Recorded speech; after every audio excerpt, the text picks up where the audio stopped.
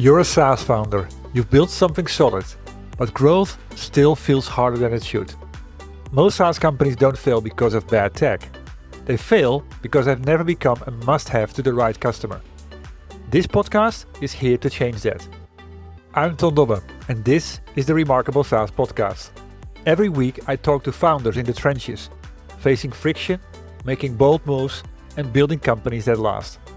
We dig into real choices around focus, positioning, customer pool, team alignment, the things that separate forgettable software from the ones that people can't live without. No hype, no hacks. Just honest conversations to help you build something that people would miss if it was gone. If your SaaS should be indispensable but isn't yet, this is your podcast. Let's get into it. The guest on my podcast this week is Alexander Sommer, CEO of DSwiss. We have taken a slightly contrarian view and are running a vertically oriented business. From a hardware perspective up the software stack, we actually control the entire infrastructure. Now, that makes for one very interesting component. Even if you just ignore all the noise, we are definitely not going to be impacted by some of the, there's no ties to larger technology vendors. This is Alexander. We dig into how he chose vertical integration over cloud convenience to build unshakable customer trust. You'll hear how DSwiss turned compliance into a competitive moat, and why geopolitical shifts suddenly made their contrarian infrastructure choices look brilliant. It's a sharp conversation about building differentiation through what others consider economically unviable, and what happens when the market validates your contrarian bet.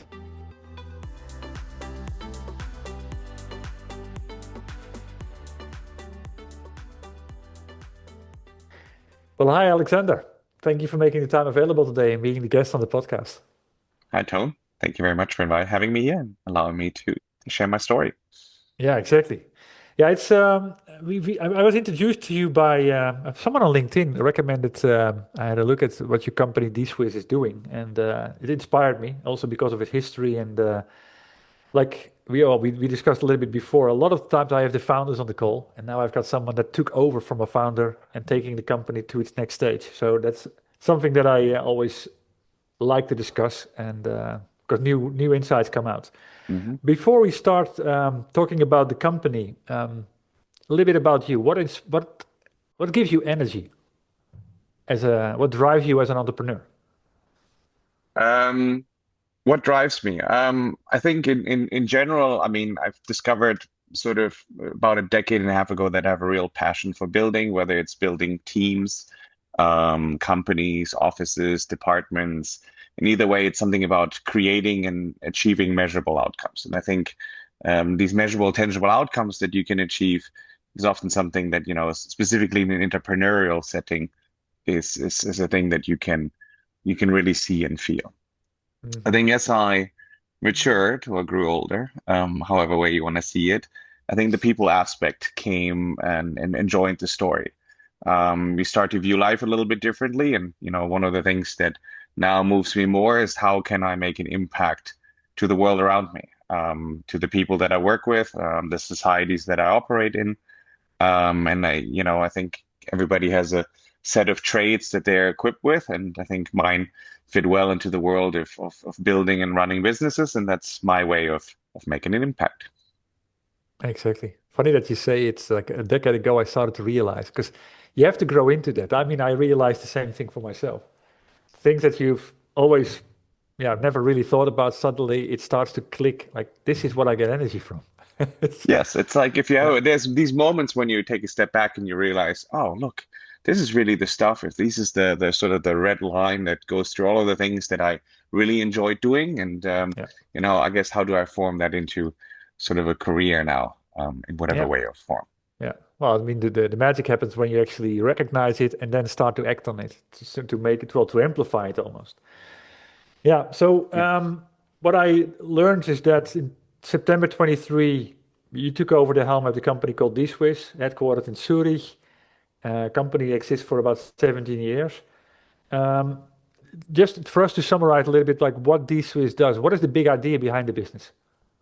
Okay, so really, what DSwiss is the origin is around securing, digital services. That's kind of where it came from. It was a company built around securing and protecting information that matters. And really, there's the focus on not only security but also privacy. The company has done a phenomenal job over its history to emerge into an institution that companies out there trust. Companies with sensitive information, as well as individuals that want to make sure that their information is in the right hands. And in that regard, we also have a remarkable track record, not only in the way that we protect it, but also at the scale that we are able to deliver our services. So when you look at us, is we are on a mission to really be there for an ever-growing number of sensitive information that floats around in the world, where we believe that customers should have the right that is protected, it's guarded with care, because it is something that says a lot about who we are, and making sure this is governed correctly is important. And so it's our vision that we want to be the company that other companies and individuals trust with the stuff that really matters. So how should I see that? Is that because at the end, most of the information that a business has needs to be protected. I mean, I come from the ERP world. It's about finance information. You don't want that to be on the street. Yes. But so is that a layer around it? Is it then used by technology vendors, or is it used as a mechanism for companies to say, okay, this is the infrastructure? Yes. It's really a mechanism for companies to exchange information with their end customers. Okay. So that's really where we play strongly. And so if you are, for example, specifically in the regulated industries where we have a sort of strong foothold, you're very often confronted with customer action. You share information from some system with them, or you have those customers share information with you. Most of that information contains sensible information that you want to make sure is guarded and protected along all stages of the value chain. In order to do that, you need the right tooling. And now that kind of comes to question, who do you entrust that with?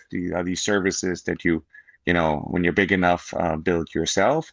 Or do you work with a specialist provider whose sole mission and focus is to do that and do that well? Yeah, famous story. I just came from a call where exactly that was discussed. Some companies still think that what you do and what you specialize in and spend 17 years on building, that they can do it as well.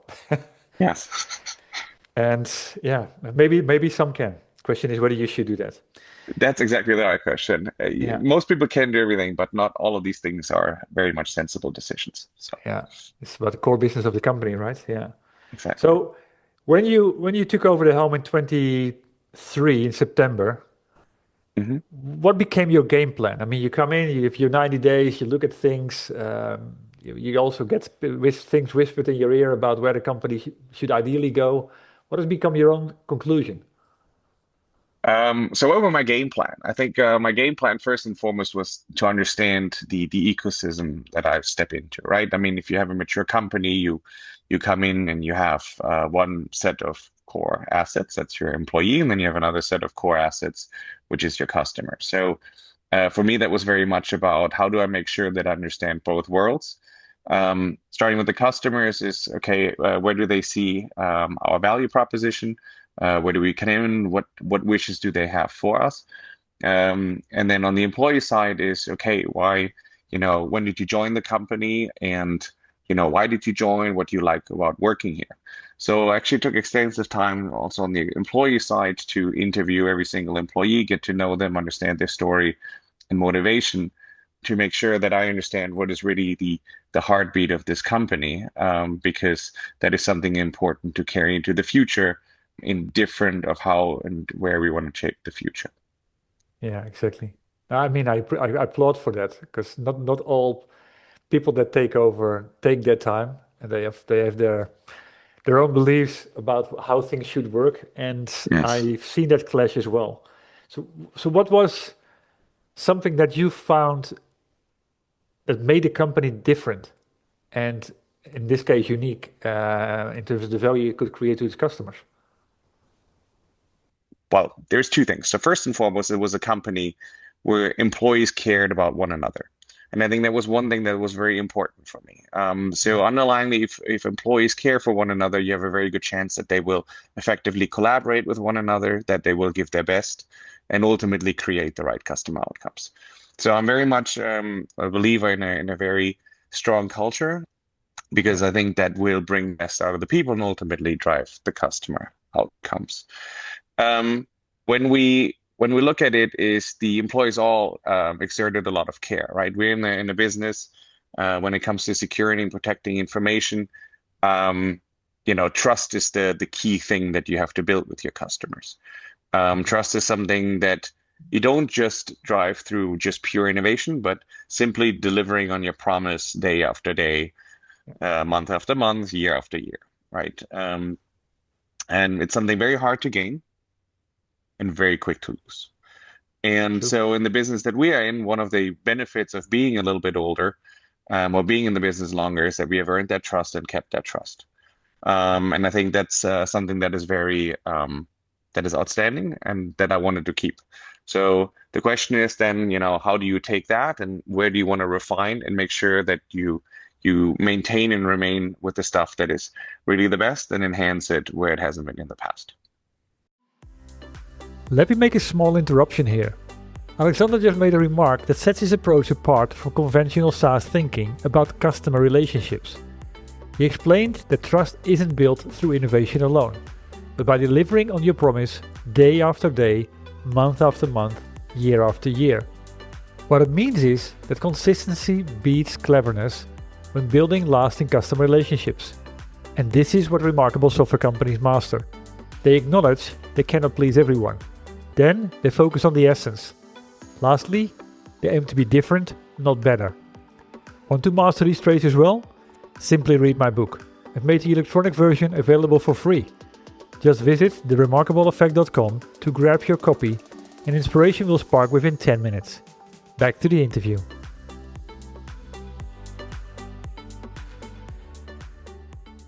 Fascinating. I like that story.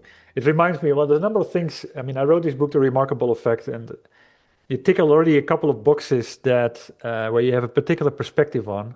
And one of them at the end is how you talk about the value for customers and how that's perceived and not only perceived, but actually delivered consistently. Trait number 2, remarkable software companies offer something valuable and desirable.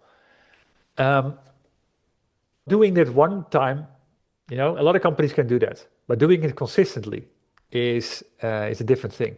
So how do you go about it? How are you steering in your organization to keep that right balance in terms of doing things that are valuable, because that's what it needs to be, otherwise people won't buy it and they won't stay with it. But particularly that word desirable is an important one.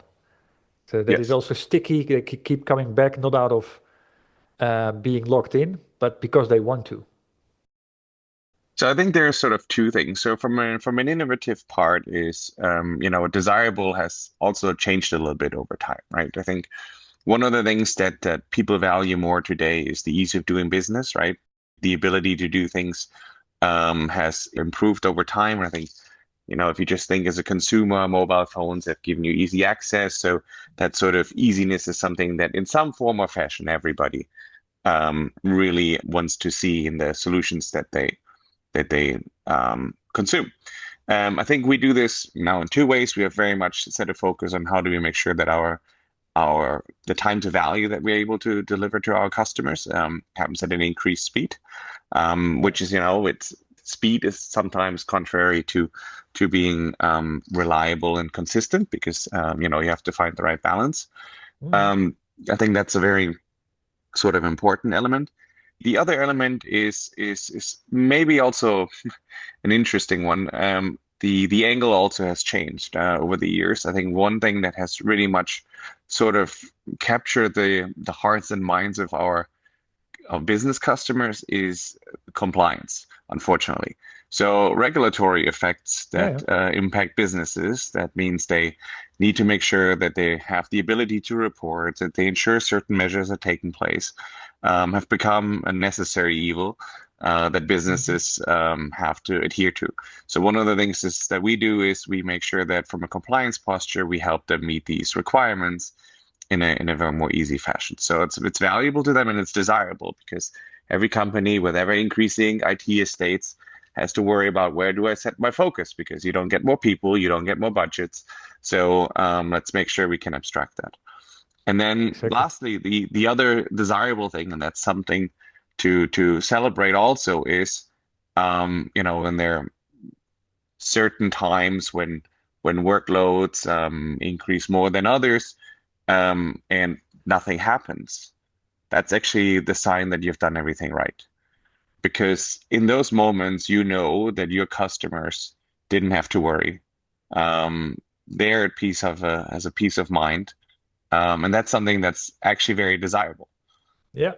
but not maybe the common perception. So sometimes it's also to celebrate those things. But that's what people at the end talk about, you know. It is peace of mind. They invest happily to know I'm covered. Yes. It's all, yeah, and what you also were saying about this mix of, yeah, I mean, the compliance. I mean, not everybody will look at compliance in a similar way. Some do it to tick boxes. Others are more, you know, if we are non-compliant, the effects on the business are something we cannot pay for in one way or the other. Whether even if we have enough money or resources to deal with it. So did that whole thing of what makes you valuable and desirable to the right customers, did it do anything also to you, how you go to market and who you say no to? Has that changed since you started in 23? Um, I think one of the things that we have really started to focus on is to make sure we have on the industries those that truly value what we have. So if you look at the regulated industries, financial services, insurance, government, those are the kind of sort of verticals that I think we have found Mm. particularly value what we have, and see a lot of use. Um, in terms of how it has changed otherwise, I think saying no is yes. I think one thing has sort of helped us evolve our product and our value proposition. We have a particular strength in making sure that the exchange and the storage of sensitive information is governed very well. Now, the way to consume this, there are some standardized ways on how customers consume our solution, and Yeah. that's very much the case. But what you also find is that the type of value we provide is something that some customers want to consume differently. So, in other words, we are then confronted with the discussion, well, are you going to build something for them that is more particular to their need? Or do you say no? Well, there's maybe a third way, because the first way of catering to their particular needs is not really desirable for them, right? We may solve the problem, but we will not solve it sustainably. True. Also, we're not the best at anticipating every particular business challenge that every person or every company has out there. Yeah. Saying no, well, I mean, you say no to business, that doesn't create the right outcomes for the customer and you. But what we realize too is that we can empower customers and potentially other third parties with tools that allow them to utilize what we do best Yeah. and use it in their context in the right way, in an easy and consumable fashion. So from a strict software as a service, we have started to build out a little more of a platform idea that now customers are able to combine different services and use it at the heart of securing the stuff that really matters. And Interesting. that, yeah, and that really it's a very powerful tool because we kind of do the hygienic factor, the stuff that you need to take care of. Yeah. We do that in an easy to do fashion, and we allow customers to drive innovation where they really can differentiate themselves.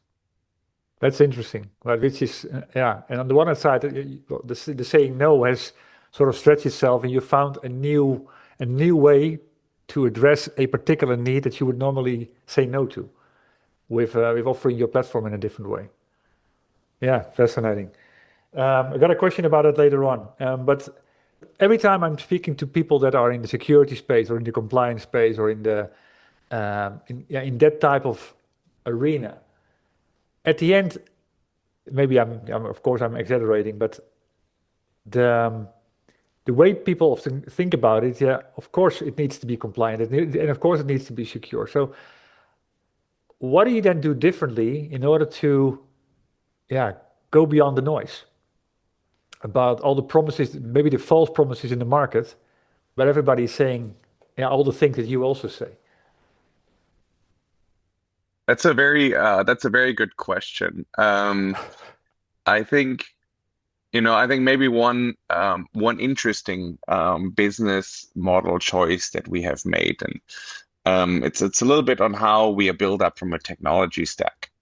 Hmm. So the I would probably say over the last decade and a half, the default standard of building technology or technology businesses is via the means of a public cloud, right? With a vendor that build a set of extremely powerful tools out there Yeah. that companies of all sizes use to innovate. To the point that, for some specifically smaller ones, there's no way around this. Yeah. We have taken a slightly contrarian view and are running a vertically oriented business. So yes, we're renting our data center space from where our solutions are being delivered. I mean, this is a game of scale where we can compete. But from a hardware perspective up the software stack, we actually control the entire infrastructure. Nice. Now that makes for one very interesting component. Even if you just ignore all the noise, we are definitely not going to be impacted by some of there's no ties to larger technology vendors, meaning we can be seen as a very much alternative solution Hmm. that allows, for example, in the case of a DR strategy, to work and operate. Yeah. Um, the other interesting part about that is I think it also has shown that you can actually run a successful business at scale by, controlling things of your value proposition, your value stack that typically people believe can no longer be economically done unless you go with a third party that is out there. You touch upon a number of big ones. First of all, I mean, it goes by the by trade number three, and aim to be different, not just better. And that's that better you've left behind way beyond well, long ago, the contrarian view, and actually having the guts to make the decisions to say, okay, well, this is what we want to achieve, this is what we stand for, which is what I hear. The stack approach, not being connected to the larger vendor, and doing the things that actually are economically unviable for other companies, that they don't, even if they had the choice to do that, they would say no way, because it would destroy our whole business model. That is a really strong differentiated asset. I like that. Thank you for sharing that. uh, has that recently evolved, or was it already in practice long ago? It was in practice, and I think the question actually came a few times, would we want to change that? And now, interestingly enough, this part is something that I've been familiar with because I played in this arena quite some time ago. Mm, But actually, in that arena, I also saw and have the belief that certain things, if you do them at a certain scale, you actually do have alternatives, and you can look at them. And we stayed consistent to that, and I think it's a choice that will pay off in the future as well. I think we're kind of going in some, well, what I feel unprecedented, uncharted waters at the moment with the sort of geopolitical changes, right? true. I'm at the time where I grew up in the post-Cold War area, and probably in the time before, sort of, I don't know if maybe this will be the great phase of re-insulation, where countries sort of retracted from the global scale and took a little more inward look, right? So I always saw the benefit of collaborating across borders, consuming services across borders, and working in that arena, where now companies are and individuals are looking around and saying, well, maybe some common beliefs of how the world works need to be questioned, Hmm. and looking to maybe diversify their footprint. And so, we as a vendor, due to our, well, maybe even conservative choice, are now positioned to be a differentiator in that, which I think is also a very nice thing, because when we talk about, building successful companies in Europe and building businesses that make it different. Those are the kind of choices that allow us to do that. Exactly. And you do that at a moment where you are at your strength, and then you stick doing it. And I also applaud for you where you had the choice to maybe like loosen the lines a little bit and say maybe we can actually um, go a little bit broader. Uh, we well loosen a little bit up. That you didn't do that. And how is that? How is that reacted to by your customers? Has that strengthened the bond, or has it helped with the growth? It's so it certainly, I think it strengthens the bonds with our customers, right? And actually, you can see that question has come up a few times to understand, okay, how are you positioned there? Hmm. In the market, it's coming to fruition now. Look, some of the customer wins take a little bit of time for us. It's just in the industry that we work at, it's not an overnight decision. Yeah, sure. But we see that in the recent months, the amount of interest has increased. And, personally, I've had several conversations with the C-level executives in different industries that are, now looking at the matter of, okay, how am I positioned from a technological point of view? And, do I maybe have to rethink my strategy? Hmm. And I think part of that is a natural thing. It's usually always trigger points. Sometimes it's cost, sometimes it's the competition, or sometimes it's also things like the geopolitical landscape that make people Sure. reconsider things. Yeah, exactly. And well, I mean, going into trade number, what is it, six, creating fans, not customers.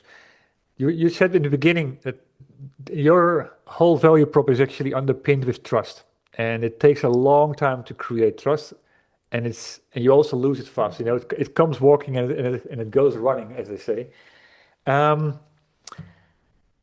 what is, from your perspective, the most important in order to keep that fan base growing? Because it doesn't stop with the first sell to them. It builds over time, and it becomes a muscle in the organization almost.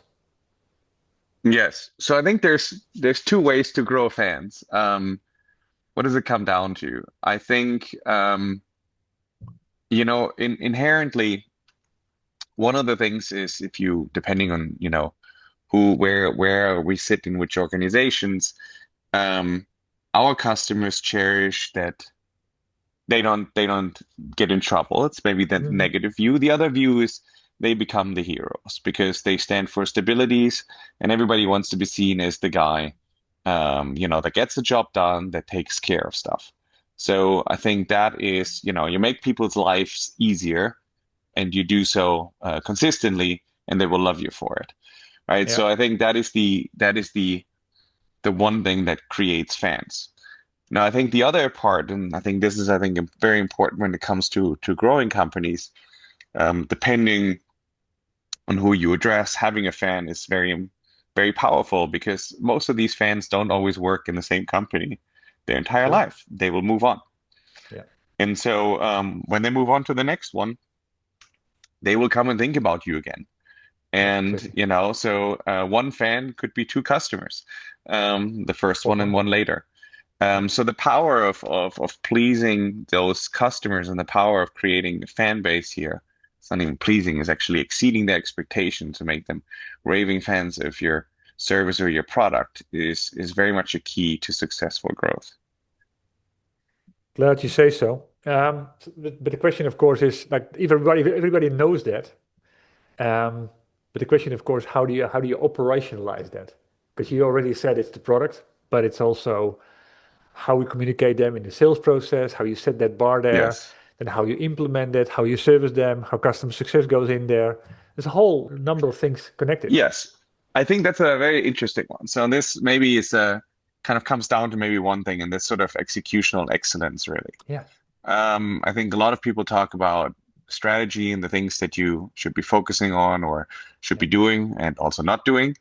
But I think one of the most powerful tools is to create a machinery, so a well-oiled machinery where you have sort of different elements that really work well together to basically create that flawless flow in case of the customer, of its journey through your organization. So, the way they feel, they're being spoken with and they're being attended to from the first moment that they engage with you through that process until conversion, until they're being served, and the delivery thereafter is how Yeah. that works. And I think so. One of the things that I've learned over, I guess, my career is the immense power that a well-calibrated machinery, a purpose-built machinery, can unleash, because it really creates that consistent look, feel, touch for the customer. I mean, if you think around some of the most successful brands in the world, it is about consistency, right? True. It is the ability to do what you say time after time after time again. And Yeah. then those at global scale, it feels there the same way as it feels over there. Exactly. Um, Yeah. and then you have build all the layers. It's not just processes; it's very much people, cultures, and mindsets in the right way.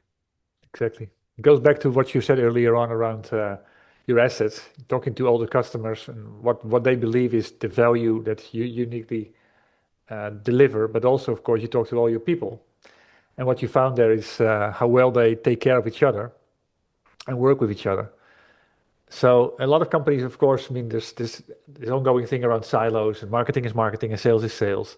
How do you then operationalize that people keep each other honest between the departments? That people call each other out when, yeah, you sort of break the pattern internally. Do you have something like that? Well, I think one of the things, and maybe that comes down to it, it's really how do you want to steer an organization? I very much believe in sort of value-driven organizations. So having a clear set of Very good. values that you use to steer the behavior. And how do you do this? Well, one of it is certainly calling it out or holding people accountable and saying, look, this is in line with our values. Mhm. But that's also then something that you have to operationalize. Even so, for example, on the HR side, it's like, okay, how do you do performance reviews? How do you set goals?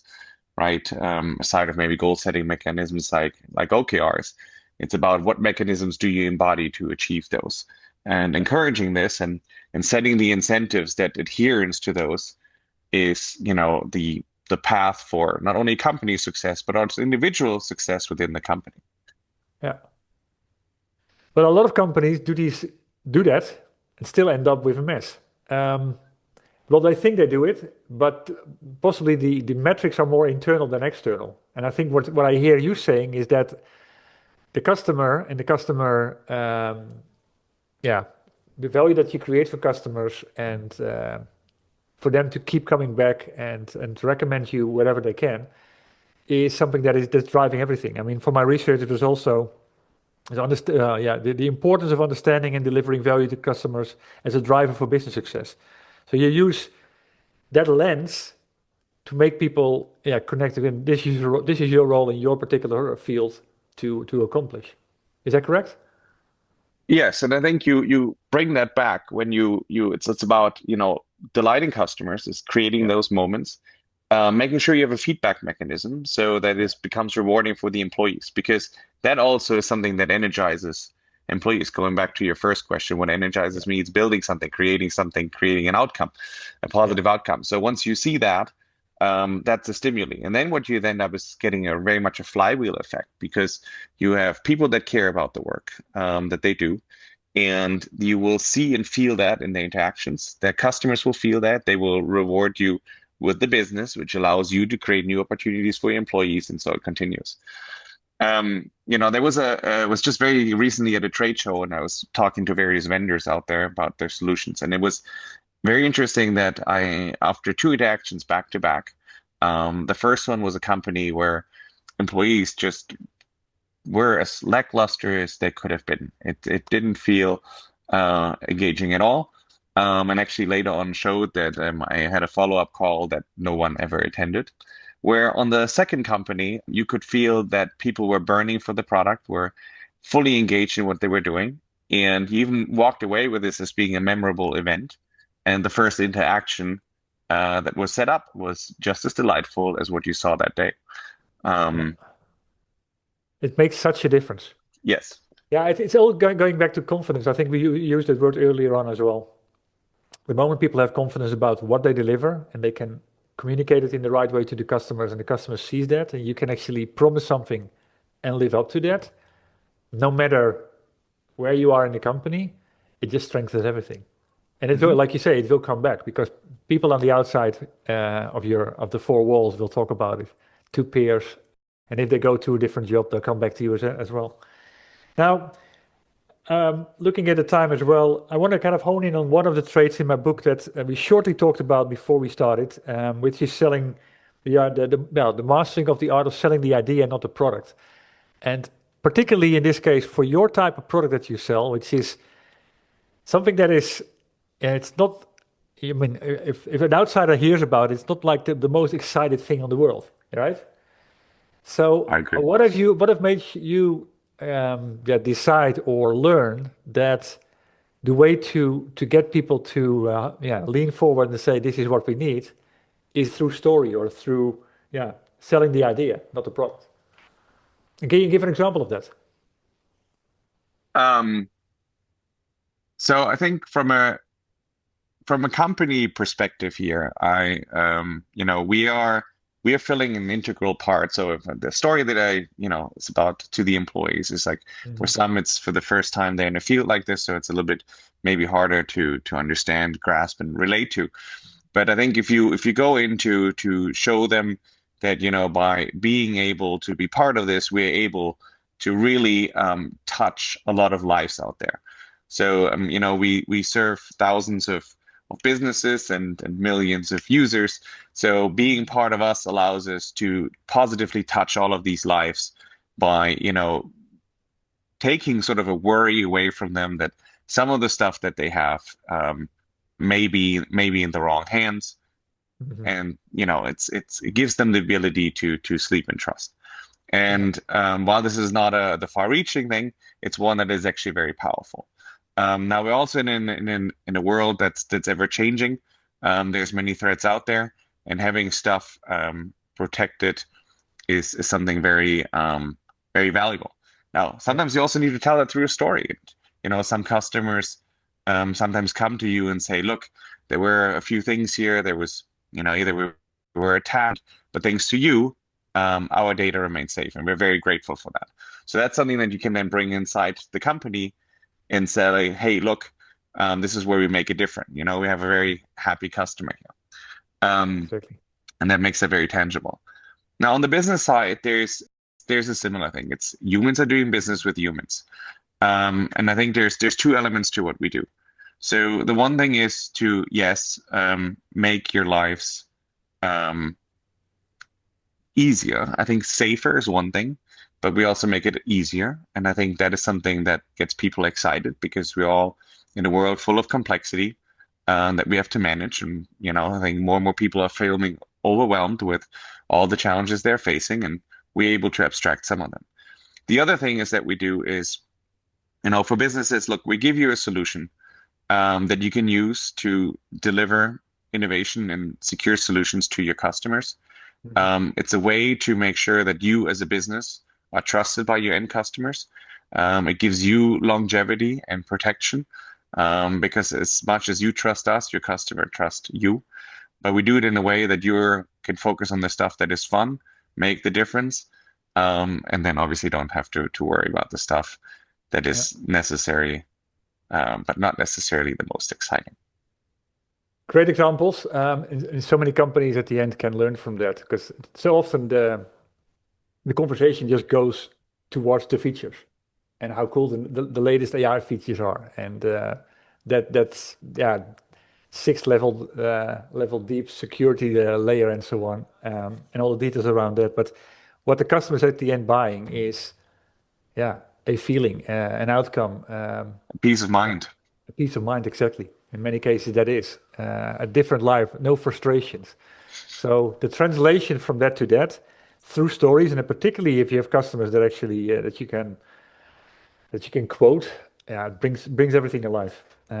One book that I read in the past, which is already like almost 2 decades ago right now, it's a book called Made to Stick, and I've used the principles of that virtually everywhere in my life, even in private situations. And it's the six-character word success, sort of the Dutch way of spelling it without one S. Simple, the simplicity of it, which coming to life through stories. Unexpectedness, that's a very powerful one. Things that people don't think about, but it's still need to be thought about. Concreteness, which is also encapsulated in stories. Credibility comes from stories, but there's definitely elements in there. Emotion, which is what you just highlighted as well. The examples that you gave were about emotional value as well, and last but not least, story. And if you tick those boxes all, your idea will stick, and you'll likely have an easier sales cycle, an easier marketing cycle, and everything that comes from it. So it's super powerful and so underestimated. Um, One more question to round it off. From because I saw that you've had a long career in the enterprise software space. I saw Rackspace, the first company you worked for, correct? Yes. Rackspace, yeah, indeed. You've been in CFO roles, COO roles, and you've also been the CEO a couple of times, and now, of course, from DSwiss. If you go back to your career and look at one do and one don't that you'd like to share with peer entrepreneurs, what would it be? What has been especially valuable to you in your career? Um, on the don't side, let's start with this. I think sometimes don't overthink it. Um, I think I think it's important to analyze situations to get a picture. You will never truly understand the opportunities or the risks fully because you will always have limited information. So I think sort of trust your instincts and go with the decision at those times. And I think specifically the intuition, I guess, is something that may also get cultivated over time.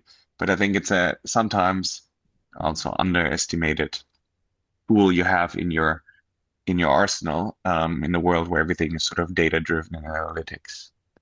Yeah. So don't overthink it is the don't. Um, on the do side, um, it's a tricky one. So I think one of my core philosophies kind of comes back down to the people. And I think it's really do put the people first. Um, that comes to how you build teams. It's about making sure that you have a complementary team of people. It's not about just people that you like working with. Yes, you need to have that trusted bond to do the right things, but make sure you have the right team in place. Do think about engagement and professional passion as a differentiator, because it ultimately is the key that will get you to understanding any customer that is out there, all the needs, and building the products to serve that market right. Yeah, true. And I know the reason I say do with the people or do have the focus on the people is I think it's often talked about, but it's not always truly lived.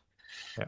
And I think this is kind of where looking back at least at the Rackspace story, where I guess it was sort of the longest standing almost laboratory, if you want to look at it this way, because I had 13 years of viewing and seeing how that company evolved.